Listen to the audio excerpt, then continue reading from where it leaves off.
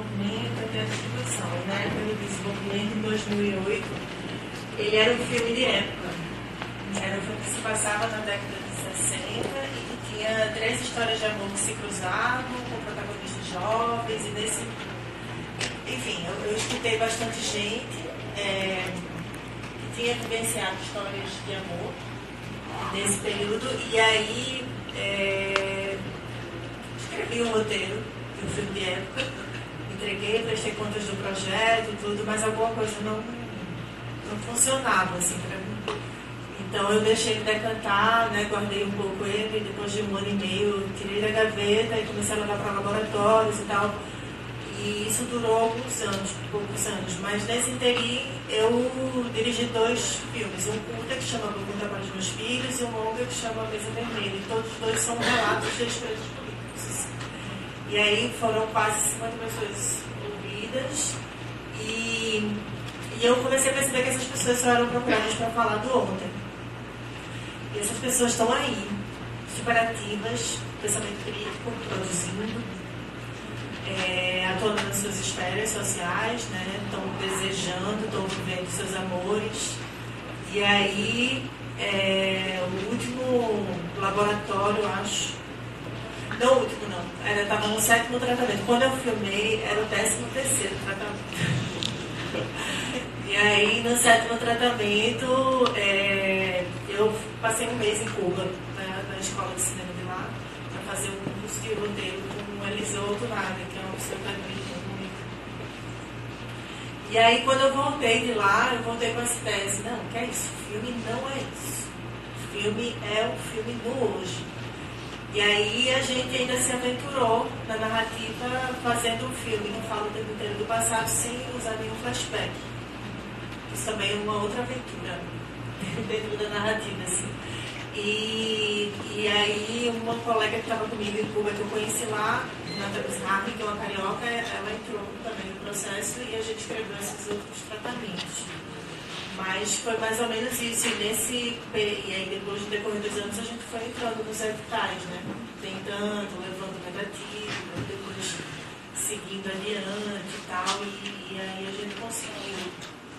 Tem uma coisa que eu não falei no início, que eu sempre falo, que eu acho que assim, eu espero que daqui a algum tempo a gente não precise nem ficar falando isso, mas eu acho que estrategicamente ainda é necessário.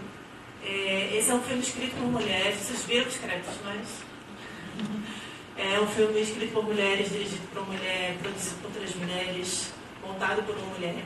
Então o discurso fílmico todo está na mão, né, de mulheres, assim, e aí só 17% dos filmes nacionais são dirigidos por mulheres, então a gente ainda tem que ficar falando isso, sabe? Olha, esse é o filme e tal. Mas a gente espera que daqui a algum tempo a gente não precise. E isso não foi nada planejado. De verdade, assim. Eu tenho um outro projeto, que é um projeto que a gente vai realizar só com mulheres, mas é porque tem tudo a ver com a temática. Mas esse não foi. Foram os encontros que foram acontecendo e depois a gente se deu conta disso, assim. E foi legal. Ok? Então, tá ligado, né? Pode. Então, primeiro eu quero, assim, dizer que eu achei tudo muito lindo. Parabenizar você. E eu acho que esse é um tema absolutamente necessário.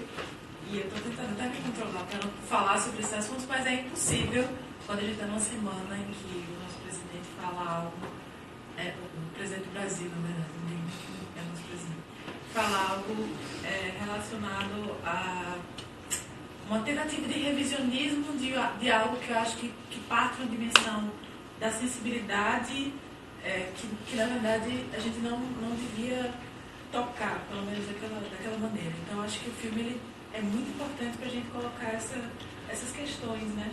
Porque elas dizem diretamente do contexto que a gente está vivendo agora, mas especialmente do papel que o audiovisual tem nesse campo. E me chama muita atenção a frase final que está aqui, dessa questão de celebrar o amor, e o amor especialmente fecundado nesses momentos de estabilidade. E assim, como professor, eu entendo hoje que a educação é o amor tempos estéreis. E é muito difícil para a gente, como professor até aqui, eu particularmente sou da disciplina de formação econômica no Brasil, então temas pesadíssimos. E todas as aulas eu chego em casa e fico pensando o que é que eu estou querendo que essas pessoas pensem e de alguma forma trabalhem. E a gente vive num contexto educacional muitas vezes que clama por técnica, por saber mexer em tal programa, em tal software. E eu queria que você falasse sobre isso, porque assim, como que a gente pode fomentar essa sensibilidade em produtores audiovisuais. Eu acho que muita gente que está aqui, de alguma forma, vai ser produtor audiovisual, vai produzir comunicação pelo menos. Como é que a gente pode fecundar sonhos nessas pessoas? E como que foi esse processo para você? Eu sei que o cenário é bem diferente, né, de produção. Eu estava conversando aqui lá fora e eu sei que estou falando de editais que vocês têm aqui, que é um cenário bem diferente do que a gente tem lá em Pernambuco. Mas está todo mundo ameaçado, assim, o edital que a gente tem lá, que é muito legal, era para ter sido lançado em dezembro, a gente já está em agosto, e não foi. Posso tirar isso para mim?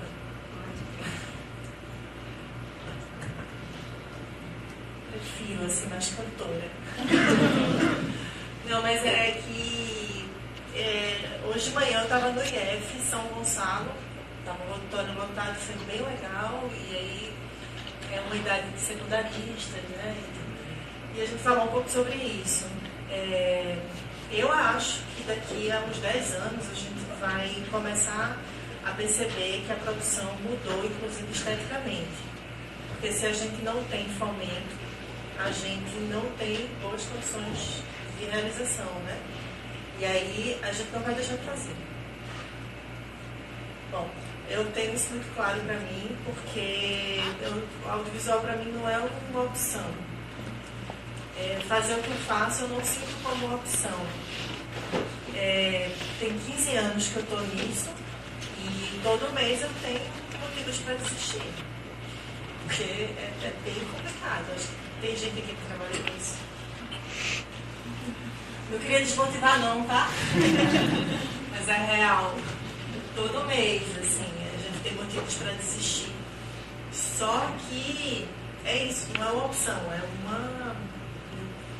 Enfim, eu não sei, é a forma que eu me comunico com o mundo, é a forma que eu encontrei de me expressar. E eu não estou dizendo que isso é mais nem menos que qualquer outra escolha, assim. Eu estava conversando uma entrevista com Marcelinho Freire, que é um escritor.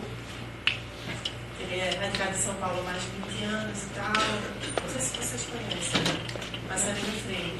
Bem maravilhoso, prêmio Jabuti, assim, ele é incrível. E aí Marcelinho falou assim, olha, eu acho que quando a gente for pensar em ofício, a gente faz um teste. Se você é da música, se você é da informática, se você pega o elemento que você usa no seu trabalho ali, experimenta e vê sem ele, tirar ele da sua frente. Assim. Então, quando eu tiro o cinema, o audiovisual, porque eu trabalho também com projetos para a TV, né? Não me sobra absolutamente nada. E aí, não vai ser um governo que vai me matar, né? Que eu vou sobreviver. E assim, eu espero que muitas outras pessoas também, pelo amor de Deus. E eu acho que a gente está vivendo sobre uma situação de ameaça mesmo, de realização, né, de trabalho mesmo. Acho que vocês estão acompanhando aí o que está acontecendo com a Ancine. A Ancine não depende de nenhum valor do Estado, a Ancine ela se mantém sozinha, mas é uma arrecadação bem interessante, né, para alguns governos que querem ter acesso a esse dinheiro e não disponibilizar para a produção. Ele foi financiado pelo FSA, que é o Fundo Setorial do Audiovisual. Quando a gente arrecada qualquer valor, ele foi licenciado para o Canal Brasil, ele foi licenciado para 3 companhias aéreas durante 4 meses. Ficou em cartaz, assim, nos voos. Tudo que a gente consegue, a porcentagem maior disso volta para o fundo para financiar um novo filme. Entende? Todo mundo que trabalha com audiovisual, um assistente, todo mundo emite nota fiscal. todo mundo paga imposto. Então, assim, a gente não está pedindo para criar, né? Não é por aí. E já me perdi, não foi? Desculpa. Foi por outros caminhos, assim. Mas é que, assim, eu estou o tempo inteiro conversando com as pessoas, né, nessa etapa que a gente está fazendo de exibição do filme, e a gente está falando muito sobre a tentativa de apagamento histórico. Porque esse filme ele foi criado para ser uma história de amor. E aí é óbvio que a gente fala um pouco sobre esse assunto, porque o destino dessas 3 pessoas foi definido, né, por conta de um período opressor. E geralmente quando a gente fala de um período opressor, a gente sempre fala no coletivo, né, nos movimentos e tal, mas quando a gente para pensar na vida privada das pessoas, é um pouco mais complexo, né? Bem mais complexo. Então a ideia do filme era sair desse lugar mais do social e coletivo e entrar mais no privado. Tanto que a gente tem umas propostas estéticas assim mesmo que não são muito comuns. A gente fez esse cinemascope, né? Que é essa tabelinha mais achatada e mais larga. E aí eu me lembro de um diretor pernambucano assim, que eu gosto muito, e ele falou assim, por que você fez isso? Pra quê, Tuca? Porque a gente usa cinemascope quando tem paisagem. Eu falei, você não está entendendo, a gente está falando da paisagem interna. A gente está falando de 2 extremos. Sempre tem um personagem em cada ponto, né, da extremidade. Assim. A gente está querendo levantar de que para todo relato existem 2 pontos de vista. A gente está querendo dizer várias outras coisas com isso, né?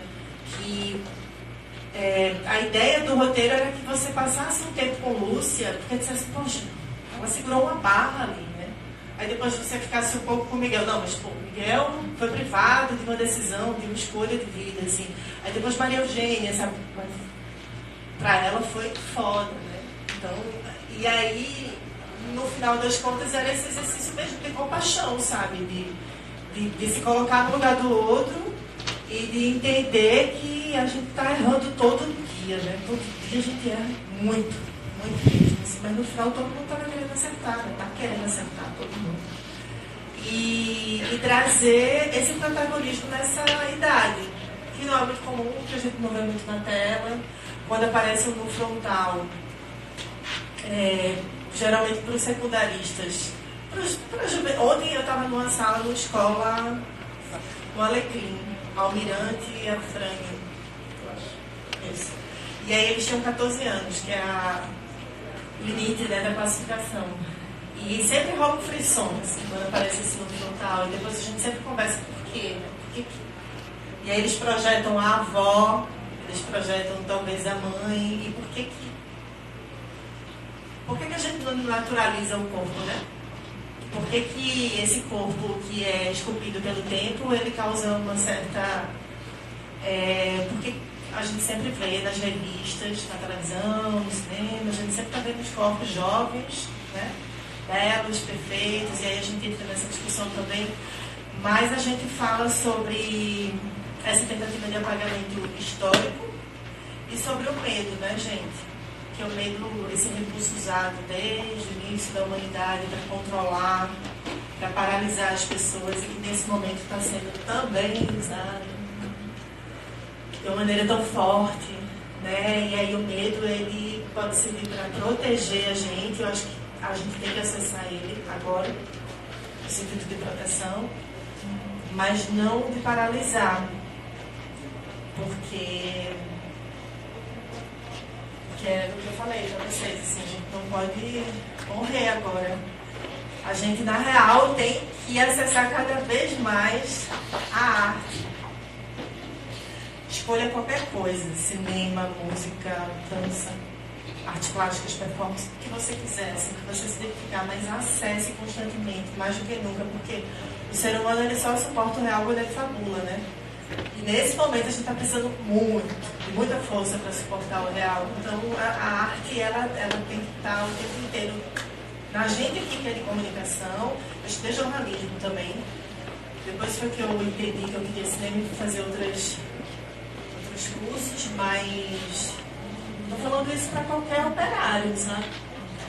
Para o cobrador de ônibus, para qualquer pessoa que não necessariamente produz arte de comunicação.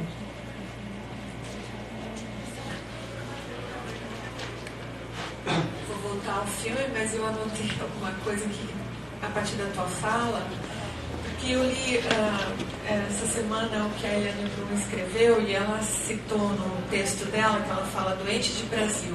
Ela cita no texto dela uma conversa entre o Einstein e Freud.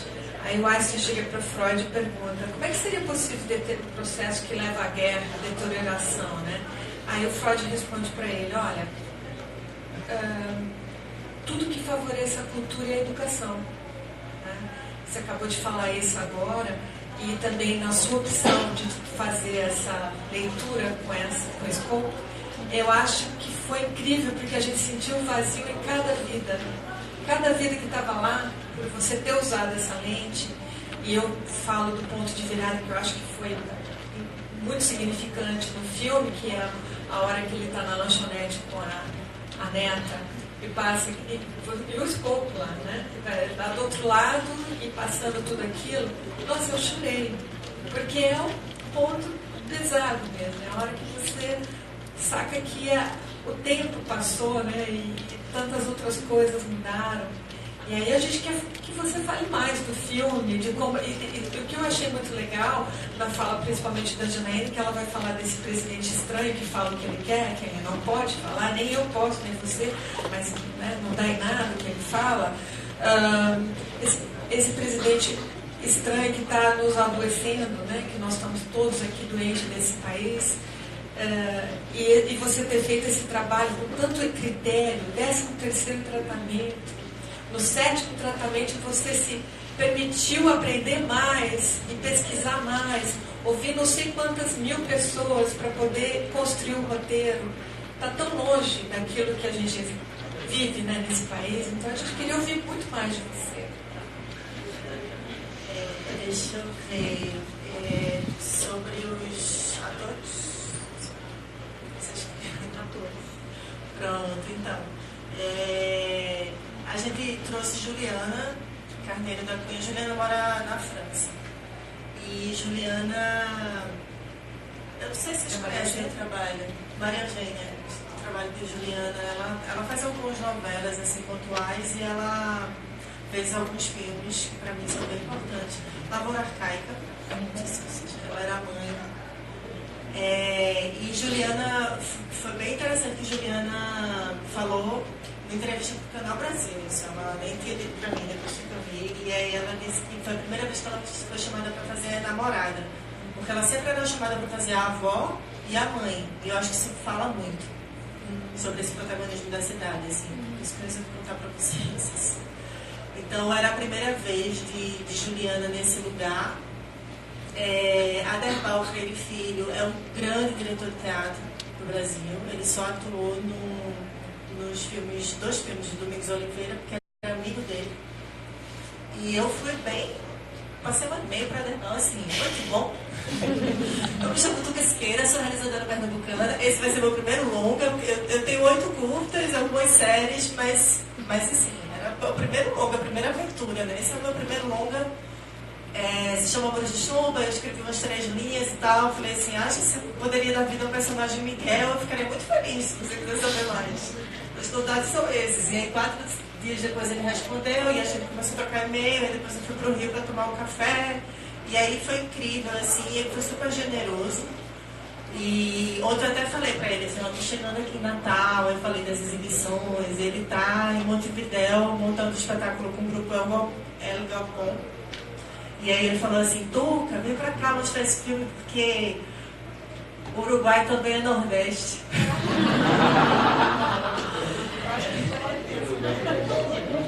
Aderbal, não sei se vocês lembram dele, ele foi super atuante na época dos que os artistas se movimentaram, né, na resistência, o golpe e tal. E Augusta, ela é de teatro. E aí também para Augusta era um elemento novo, assim, tá protagonizando também, né, um longa. Então era muita novidade para todo mundo. Para Renatinha Mizrahi, que era co-roteirista, era o primeiro longa. Para mim, para as produtoras, para Aderbal, para Juliana, para Augusta. E eu acho que isso foi muito legal compartilhar isso, assim. Essa energia, sabe? de começo. Geralmente o longa se faz em 4 semanas, a gente não tinha dinheiro para isso, a gente filmou em 2 semanas e meia. 2 semanas e meia. E aí a gente acabou que na montagem derrubou 6 cenas ainda. Silenciou muito o filme. A montagem, eu acho que vocês perceberam, tem muita elipse, né? Porque a gente ficou com essa sensação de que ficou se colocando, né, no lugar, assim, e achando que é isso. Ninguém tem a idade dos protagonistas, tá? Isso tudo foi hipótese nossa. A gente ficava pensando assim, poxa, como é que é? Você, quando é preso, você está lá na sua vida, na sua militância, ou na sua universidade, aí você é preso, castrado, de conviver com a tua família, né, com teus amigos, e aí depois você volta e você faz uma elipse, né? Então a gente queria usar muito isso. A gente tem gente aqui, né, que vivenciou o período da Belinha está ali. Se vocês quiserem falar, viu, gente, também, eu acho que vai ser lindo abrir o microfone. É só terminando a montagem. Então, e tem momentos que são mais longos, né, que a gente achava que era importante usar muito o silêncio, porque o silêncio é som. E às vezes ele funciona muito mais para provocar, né, para dar a profundidade que a gente quer à cena. Muito do que está ali na arte é coisa emprestada. Tem muita coisa, assim, de muita gente que eu conheço, tem uma rede. Eu nem falo sempre, mas, enfim, eu sou filha de ex-presos políticos, então muita gente ajudou a gente, muita coisa que está ali na arte, até roupa. Até figurino, assim, foram peças emprestadas e tal, porque a gente trabalhava com orçamento curto. E eu acho que esse vai ser o nosso caminho nos próximos anos, sabe? De muita cooperação para poder realizar, de muito escampo, né? De muita... E eu acho que foi massa também ter trazido a estética da casa dessas pessoas e tá na roupa, porque tem uso, tem memória, né? Tem aquele apartamento acabou quase virando um personagem. A gente conseguiu o apartamento um mês antes, porque aquele apartamento estava vazio. A gente conseguiu um mês, e aí a atriz que fazia a personagem Lúcia, eu consegui trabalhar um pouquinho mais de tempo com ela, que ela mora em Recife. Então ela criava memórias para cada espaço. Passava o dia lá com ela. Eu dizia, então, nesse quarto aqui, esse quarto era de Ernesto, quando ele tinha 13 anos, e ele teve uma puta discussão com você. Eu nem sei porquê. Vai lá, descobrir o que é. E aí ela passava lá, ficava lá no quarto, e depois ela me contava qual era a história da discussão que ela mesma criava. Então a gente trabalhou muito com essa criação de memória. Aí ela, eu tô cansada, vai dormir. Ela foi dormir na cama, sabe? Não, eu tô ficando banho, esse banheiro é seu e tal. E aí ela foi se apropriando, e eu acho que era isso. E a gente trabalhou muito, a gente só teve 2 leituras de texto no Rio, muito rápido, assim, só com a Derbal e Juliana. Uma das leituras, eles se incomodaram muito com a cena que eu tinha escrito, uma cena de sexo, e eu agradeço imensamente eles terem se incomodado, porque ele começou a perguntar, posso usar cueca e ficar de camisa? Eu posso olhar no vídeo assiste e revisar todas as takes que a gente gravar e liberar ou não no set e tal. E aí eu falei, vamos desistir dessa cena de sexo. E aí a gente, é o seguinte, eu preciso de um beijo que vocês se comam pela boca, tá bom? Assim, muito desejo. Aí eles se olharam assim, tá bom. E eu acho que foi muito melhor, sabe? A cena ter sido uma dança e depois eles se envolverem. Porque eles só chegaram 5 dias antes, eles não chegaram 5 dias antes de filmar para mim, para ficar só comigo na preparação. Eles chegaram para visagismo, para figurino, para todo mundo. E aí, eu queria ter tido bem mais tempo de preparação. Então a gente usou esses recursos, vamos criar memória e vamos, cada vez que o set estava pronto, assim, a cena do aeroporto, aí eu puxava a Derbal num canto e falava, a gente começava a conversar só nós dois, assim, e eram coisas do tipo, então, alguma vez você se despediu de alguém? Acho que vocês já passaram por isso. Todo mundo já passou por isso, né? Uma despedida numa rodoviária, no aeroporto, ou em qualquer lugar, assim, que se despede de alguém dizendo até logo, todo mundo finge que é até logo, mas no final das contas a gente sabe que é um adeus. Que a gente nunca mais vai ver aquela pessoa, assim. E ele começou a contar uma história que aconteceu no país tal, no ano tal. Aí depois de contar toda a história, eu falei, é isso aí, vamos nessa. nesse tom, vamos. E a gente ia e gravava. Mas eu queria muito escutar vocês.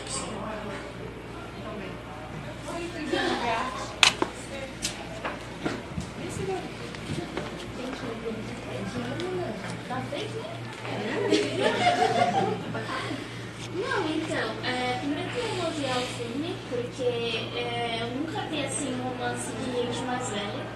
Eu achei incrível isso, porque a gente fica pensando assim, toda vez que a gente vai no cinema a gente vê atores novos, gente nova, tendo um romance assim, pô, não é porque a pessoa envelhece que ela não vai ter uma história, sabe?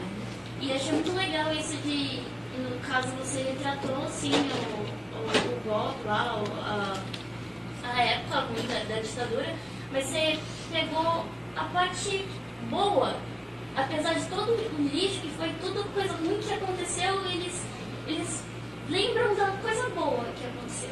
Eles lembram da coisa ruim, mas o que eles trouxeram pra cá foi o amor deles e tudo mais. E eu gostei muito da forma que você retratou isso.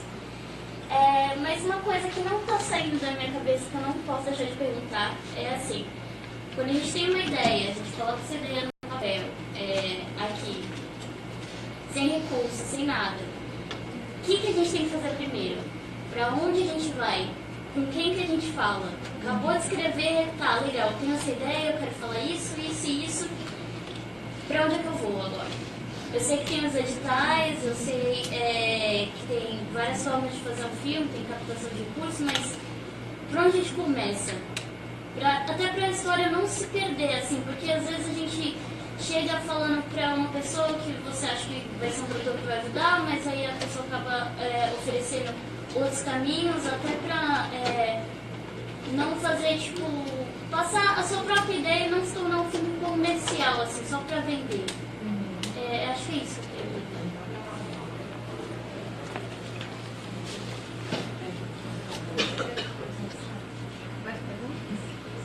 Vamos fazer as perguntas. Qual é o nome? Tó e Laércio. Agora Tó e depois Laércio. Começando a ficar nervoso.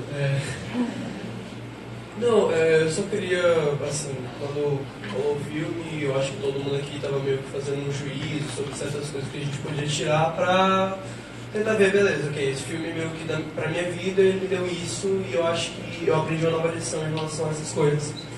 E eu acho que, assim, exatamente, aí eu acho que a ênfase do filme, o ponto fundamental dele, é como um regime, como a situação política afeta de maneira tão intensa as vidas das pessoas, né? Como, assim, um golpe, como foi em 64, né?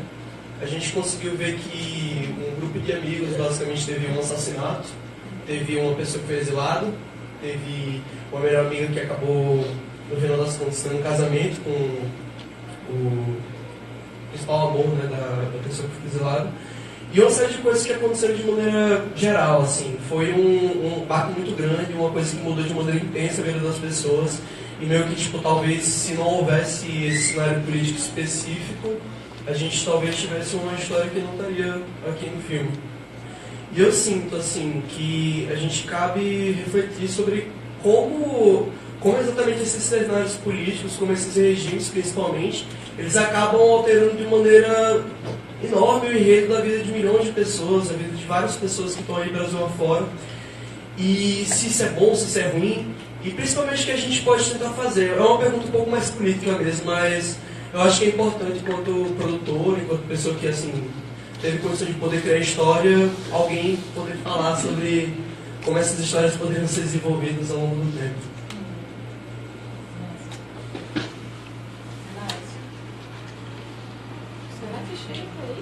Eu estou fazendo aqui uma lista para não esquecer da Boa noite, tudo. Boa noite, pessoal. Meu nome é Laércio. Vamos lá, checklist. Eu sou do Recife, né? Fui massa, passei pelo Recife lá. Como criança, meu pai sempre me levava para visitar a Casa de Tudo. Naturalmente, a gente parava naquela cela lá, desenhar de tudo. Ele sempre me vai entrar na cela, a gente vai ver desenho. Foi massa isso para mim. E uma coisa curiosa, pode ser que eu esteja enganado, né? Mas no filme eu vi o nome naquela cena das pais que aparece como Fernando Santa Cruz. Foi profecia isso, porque agora a gente está tirando a poeira de cima das fotos. Uma coisa que eu não sou da área, então eu gostaria de saber o que danado é tratamento.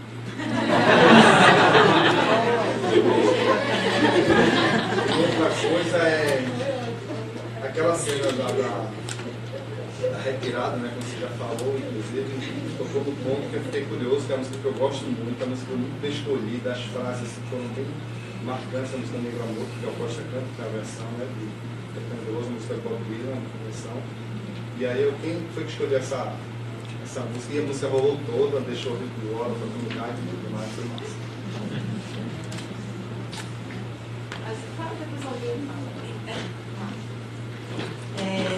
Então, Negro Amor foi o tratamento, gente, é assim, porque a gente fica mexendo em roteiro muito, mas o tratamento ele só é dado quando você modifica mesmo algo.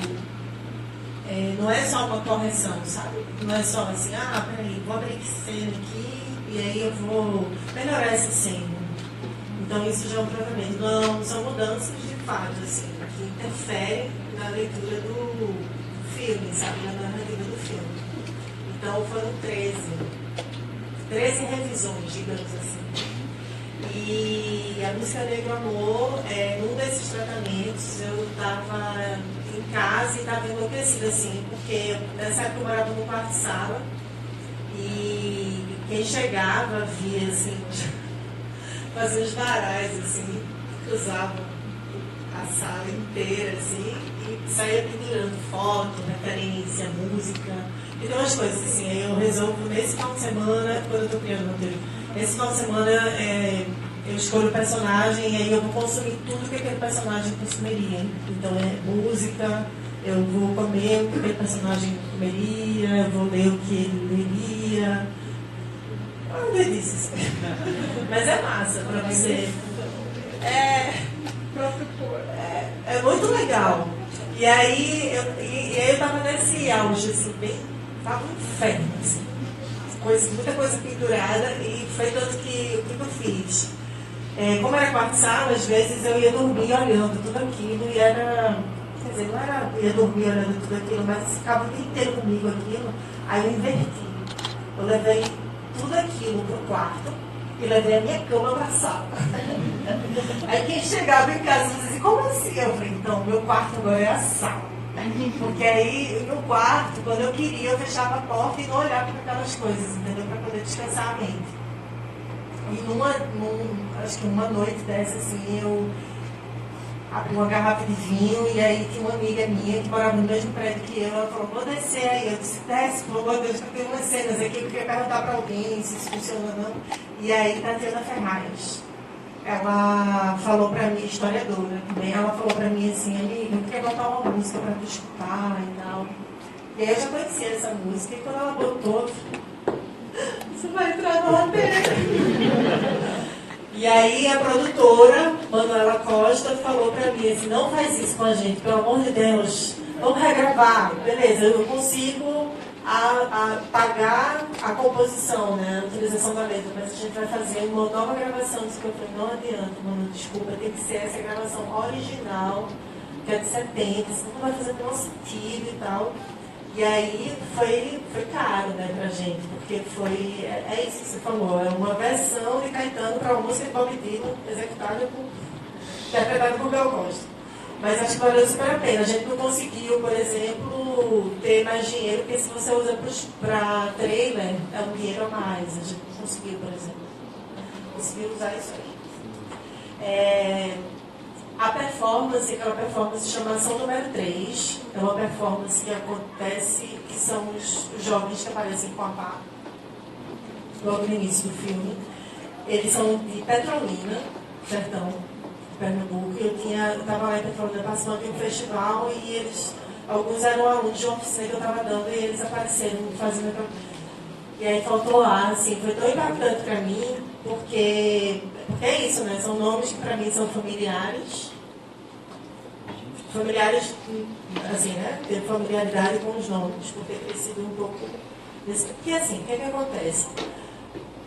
Os amigos dos meus pais, que são amigos de militância de célula, acabam virando tios. Aí os filhos crescem e acabam sendo, sabe, os primos, assim, acaba tendo uma relação muito próxima, assim, uma família que não é de sangue. Então, muitos nomes ali eram muito próximos. E, por exemplo, eles não sabiam se eu ia ser menino ou menina. Se eu fosse menino, eu ia me chamar Rui, porque era em homenagem a Rui Frazão, que era amigo do meu pai e tal. Então, isso tudo é muito forte. E aí você escuta o nome sendo chamado. A montadora, Joana Collier, ela é sobrinha de Eduardo Collier, que é desaparecido.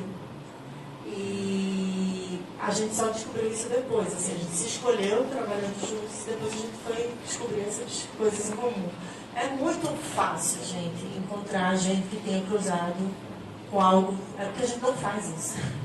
Né? A gente não pergunta na família, a gente não pergunta na vizinhança, no meio onde a gente vive, mas se a gente for perguntar, sempre tem alguém que vai conseguir falar alguma coisa sobre aquele período. Assim, ou que vivenciou, ou que sentiu medo, ou que passou por algo, né? Muito próximo. A gente não faz esse exercício. Eu não sou especialista, eu estou dando um pitaco aqui, bem pitaco mesmo, mas eu acho que a Anistia em 79, sendo irrestrita, salvou vidas, mas isso foi muito ruim para a gente também, porque ela não condenou, né? Ela não criminalizou os torturadores. E aí essa geração de agora fica numa dúvida danada, porque diferente dos outros países a gente não apontou o dedo para os nossos torturadores, né? E sobre aí os meninos, a gente trouxe os meninos para o filme, porque eles ali é uma tentativa de enterrar os desaparecidos. A performance tem 50 minutos, é linda. E aí eles fizeram uma versão de 15 e a gente deixou 2 minutos e meio no filme. E sobre esse momento que a gente está vivendo, você falou assim que é uma questão mais política, né, mesmo, que você queria colocar, eu acho que a gente tem que tomar muito cuidado, porque assim, a gente tem ideia do que é uma ditadura, pelo que a gente sabe historicamente, né, da experiência aqui no país. Mas, assim, o estado de exceção, para mim, estou falando tudo por tudo, ele já está aí. Ele já está estabelecido, sabe? Não vamos ficar esperando carro, tanque de exército na rua, não, para reconhecer isso, porque a gente está perdendo tempo. A gente está o tempo inteiro, todos os dias, se perguntando o que é isso, para onde é que a gente vai? Meu Deus! A gente vai parar onde, sabe? Assim, a gente tem um presidente que ele fala os absurdos e ele não está sendo responsabilizado por isso. E ele comete crimes diariamente. Diariamente.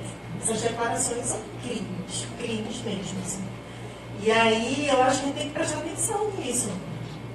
Porque não é esperar que um tanque esteja na rua, sabe? Para a gente entender o que está acontecendo. E quanto mais cedo a gente... É feito, sabe, homofobia, machismo, preconceito. Se a gente não reconhece, a gente não muda. Quando a gente reconhece que a gente teve um Brasil, que o Brasil, né, vem da... A escravidão é muito perto, né, minha gente? É muito jovem. Imagina o regime militar. Se a escravidão foi ontem, imagina o que a gente viveu de ditadura. É muito perto. Então, se a gente não reconhece isso e enfrenta, sabe, porque dá vergonha, né, da gente enfrentar essas coisas. Mas se a gente não reconhece e enfrenta, a gente não consegue desenhar outro cenário. A gente vai ficar sempre se perguntando, meu Deus, como é que a gente vai parar? Como é que a gente vai? O que a gente faz?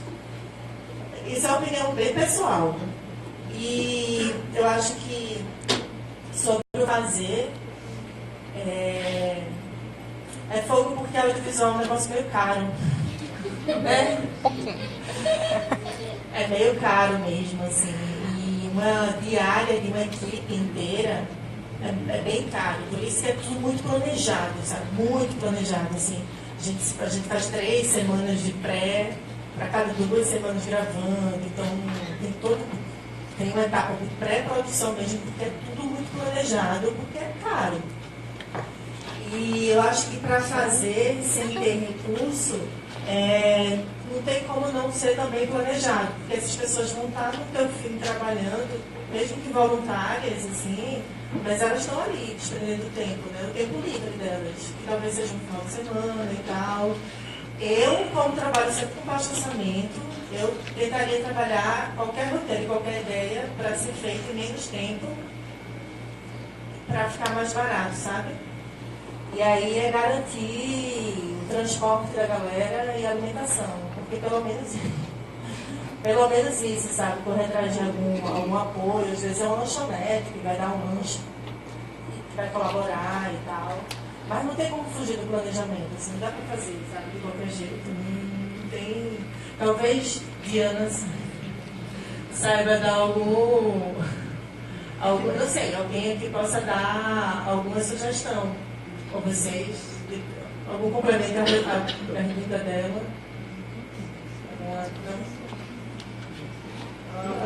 Você é aluna de audiovisual? Eu estudo audiovisual desde de 2014. Eu fiz alguns curtas na base de captação de recursos. E assim, eu tenho muita dúvida porque realmente é muito difícil. Por exemplo, quando eu comecei a estudar num projeto de audiovisual que a gente fez um curta com a captação de recursos, eram muitas ideias, muita gente criativa, muita gente fazendo muita coisa legal, muita coisa boa a ser discutida. Mas aí eu lembro que na época eu escrevi um roteiro e o que me incomodou, o que está na minha cabeça assim, é que eu lembro que eu fiquei feliz que foi escolhido, mas o meu tinha um toque um pouco mais comercial. E aí, por ser um pouco mais comercial, eu acho que isso aqui vai dar visibilidade para a cidade, isso aqui vai dar visibilidade para isso. E aí acaba desmanchando essas ideias que são um pouco mais comerciais e não as outras que querem discutir outros assuntos talvez mais importantes. Não sei. Não que não tenha sido importante, mas por onde começar, sabe? Como fazer uma ideia que você tem assim na sua cabeça ir pra frente sem que ela se perca no meio do caminho. É mais ou menos isso que eu queria saber, por onde começar. A pergunta mais difícil.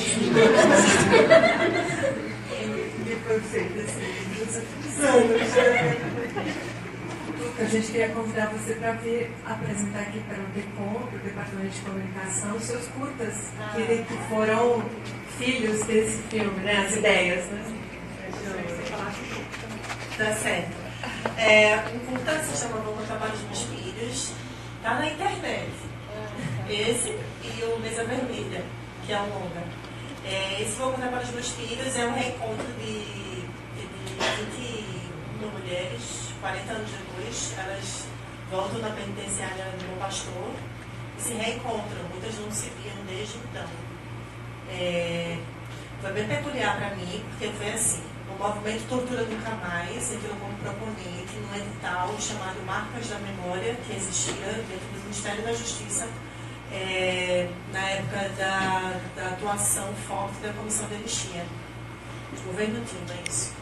E aí vários filmes foram feitos e livros também produzidos, na tentativa de trazer à tona a temática, né? Não era de nenhum resgate ou reparo, que isso nunca vai ser possível. Nem o Estado dá conta, nem a sociedade civil. E aí, duas ex-presas políticas, Lília Gondim e Ara Falcão, e Ara, inclusive, faleceu, tem um ano, e elas me convidaram para roteirizar e dirigir o filme. Assim. Elas não tinham ideia, elas queriam fazer esse reencontro e aí a gente criou esse curta. Teve uma coisa que foi bem impressionante. Eu acho que eu conhecia 3 mulheres dessas 21, elas vieram de todas as partes do país, do Rio Grande do Sul, São Paulo, do Norte, vários lugares. E aí foi a única vez na vida que eu fui sabatinada pelos personagens. Assim, eu nunca tinha passado por isso, não passei por isso depois. Então, assim, elas quando estavam todas juntas no hotel, que era a base, elas me chamaram para uma conversa. E era interessante porque tinha umas janelas assim no hotel. Quando eu olhei para as Eu olhei pra janela, tava a equipe todinha na janela, assim, olhando pela vidraça, assim, tipo. E eu fazia. Mas é super compreensível, porque elas estavam querendo saber quem era eu, assim. E muitas, elas não estavam falando sobre isso há muito tempo. Quem é você? Contei um pouco da sua história, que a gente vai começar a contar a história da gente para você. E é muito delicado, né? Porque é a história de vida das pessoas e momentos muito delicados. E eu me lembro de a gente ter ficado acompanhando elas, né, dentro de um roteiro que a gente montou, de locações. E teve um dia que a gente precisava captar todos os depoimentos, que duravam de 40 a 2 horas, depende da vontade de falar de cada uma. Então a gente montou um set dentro de um quarto do hotel que ela estava. E aí a gente teve 2 equipes e eu fiquei direto, quase 24 horas, assim, escutando, mas eu não conseguia cansar, porque para mim era como se eu estivesse vendo todas aquelas tias, a minha mãe, que não foi personagem, né? Mas era... E eu me lembro de Rosa veio de São Paulo, ela é médica, e ela entrou assim, ela chegou de branco e ela falou para a equipe assim, ela disse, eu vim de branco porque a partir de hoje eu vou ficar em paz comigo mesmo, porque eu nunca falei disso nem em terapia. E Rosa deu um depoimento lindo, teve um momento que Rosa falou assim, o que mais me doía era quando eu via, teve um períodozinho que elas conseguiram ter uma televisão lá. E aí ela disse que toda vez que aparecia a imagem do mar, aí doía muito quando ela via a imagem do mar. E aí Rosa começou a chorar. Aí todo mundo começou a chorar, câmera, operador de áudio, todo mundo começou a chorar, assim, as lágrimas descendo, né? Eu comecei a chorar. Aí todo mundo parou de chorar, e Rosa parou de chorar, e eu não parava de chorar. E aí todo mundo, o tempo foi passando, e eu chorando, assim, uma catarse, assim, chorava. Daqui a pouco eu estava, desculpa, só um pouquinho mais, sabe? Chorando e tal, e aí resolvi também botar pra fora, porque a gente é gente, né? A gente, eu acho que existe uma troca, assim, quanto mais você der para o seu personagem, ele vai te dar também. Porque é fogo, imagina, gente. Tem uma equipe, chega pra vocês assim, começa a perguntar um monte de coisa da tua vida, do teu cotidiano, aí daqui a pouco tá em perguntas extremamente profundas, você tá lá respondendo. Eu tô falando só de experiências públicas, não tô falando de qualquer personagem que eu encontrei no caminho durante essa jornada toda, assim, sabe?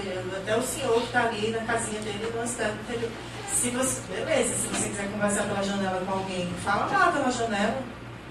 Estou falando metaforicamente, né? Conversa lá pela janela, assim, mas você não vai ver essa pessoa por inteiro, não, nem ela vai te ver por inteiro. Agora, experimenta abrir a porta. Se mostra por inteiro para essa pessoa. Ela vai se entregar inteira. E aí, isso é outra relação que você estabelece, e isso tudo vai para a tela. É muita energia doada, Você, depois de um tempo você começa a encontrar caminhos para se restabelecer, né? Também, porque você também precisa disso. Mas é muito lindo, porque a gente aprende muito com as pessoas. Assim, eu só estou nisso porque eu tenho que aprender com todo mundo. E aí essa situação de Sabatina foi muito interessante. E depois esses depoimentos foram super ricos. E o nome do filme surgiu assim, dentro de uma van. Na volta de uma diária, eu falei assim, eu gosto muito de trocar com a equipe, assim, toda. Eu falei, gente, a gente precisa de um nome para esse filme. Esse filme não tem nome. E aí um dos cinegrafistas olhou para mim e falou assim, Tuca, nega, eu não sei que nome tem esse filme não, mas eu vou te falar uma coisa, viu? Essa história toda eu vou contar para os meus filhos. Aí, o nome do filme é esse, vou contar para os meus filhos, porque tem essa coisa, né, da relação delas também com as outras gerações, com os herdeiros das histórias e tal. E aí acabou virando com esse nome. E com os homens é outra linha, eu vou contar para os meus filhos, ele é super experimental, ele é bem louco, assim, né? A gente tinha pouco tempo, 20 minutos para 22 personagens, e aí a gente resolveu usar muita voz em off, voice over, né? também muita gente chama assim, e horizontalizar a dor de todo mundo. Então, assim, não importava se uma tinha recebido ameaça ou tinha sido torturada com ameaça psicológica, e a outra, Dulce Pandolf, que é do Rio, mora no Rio, Dulce foi usada em aula de tortura, minha gente. Ela foi usada em aula de tortura. Aí, viva para contar a história. E aí, a gente usou tudo em off, e elas vão aparecendo e tal, e você não sabe exatamente quem é que está falando aquele trecho que está sendo contado. Então, é uma forma de deixar todo mundo, né, na mesma frequência ali. O Mesa Vermelha, não, ele é mais clássico, ele é mais verborrágico, ele é muito trabalhado em relato. E aí é um longa-metragem, a gente teve mais espaço para isso, para colocar o rosto das pessoas. Alguém mais quer falar? Olha aqui. Deixa eu fazer uma pergunta. Boa noite. Primeiro, parabenizar você pelo filme, né? E até, como a colega ali falou, o sexo na terceira idade, né? Realmente nós temos que acostumar com nossos corpos, que um dia nós vamos ficar assim, mas o amor prevalece, né? Mas voltando ao tema, o filme também tem esse viés político. Eu queria saber se, não entendi a captação do filme, se foi já nesse governo já estranho, e se você tem dificuldade para captar, embora talvez a Ancine já tenha, ou você também não teve prioridade de responder, mas se você, dos seus patrocinadores, você teve dificuldade pelo tema do filme, que relata a ditadura, traz a falta de tema sensível. Se você teve alguma dificuldade, algum empresário falou, não, esse tema eu não quero patrocinar. Por favor. Só para lembrar, essa é a última rodada, viu? Que a gente já tem que finalizar, ok? Rapidinho. Eu sou Eveline, pernambucana, contemporânea do pai de Luciano Siqueira, hoje que ele é vice-prefeito da cidade de Recife. Um personagem belíssimo, um debate completo. Tirei uma foto e mandei para o seu pai.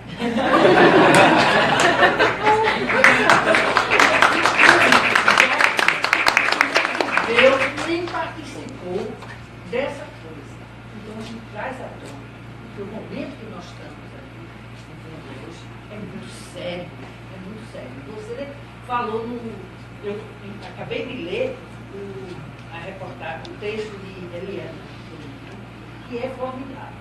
Nós estamos doentes, nós temos que só lutar pela democracia, nós temos que lutar pela civilização.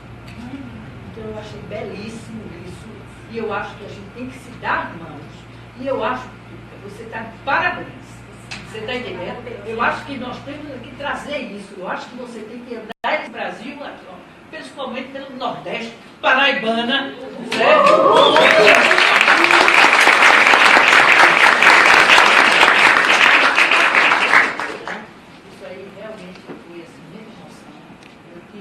Meu marido fazia medicina e foi caçado com o pai de Duca, Luciano. Então, eu vivi esse período muito junto. Mas o momento hoje só não está com os tanques na rua, nem prisões ainda. Mas, se continuar este cara aí, você está entendendo? É uma vergonha. E nós, brasileiros, temos que ter uma saída disso. Nós temos que buscar uma saída imediata, porque não podemos. Passamos tanto tempo, né? 21 anos, e a gente agora conquistou uma democracia e vendo, desconstruindo esse país. Mas é isso aí. Parabéns a todos vocês. Obrigada.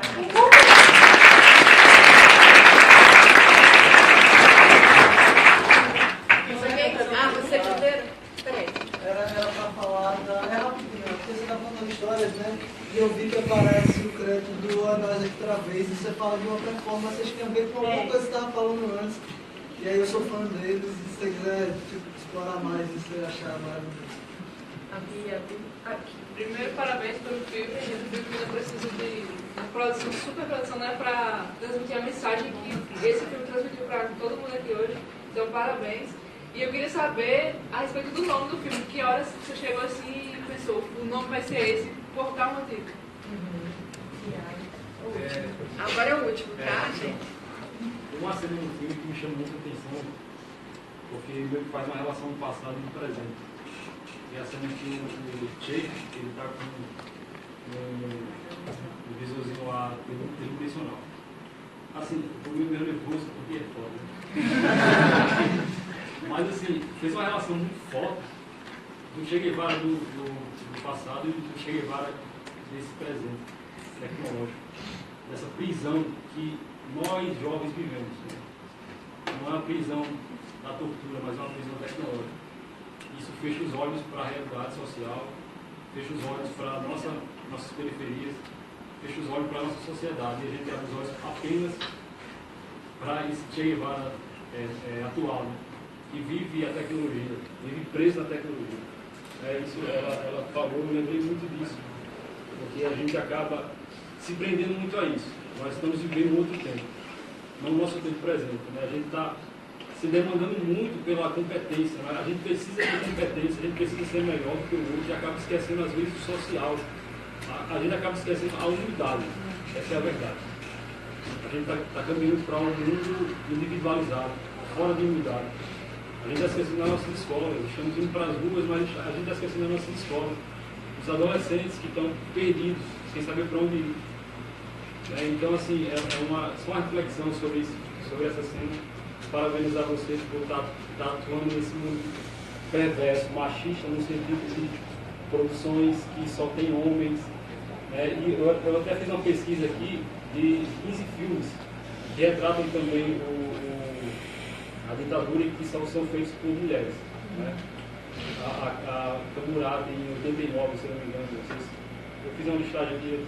Acho que é Lúcia Murat. Lúcia Murat, em 89, e enfim, até em 2017 teve outros também, como Pastor Cláudio.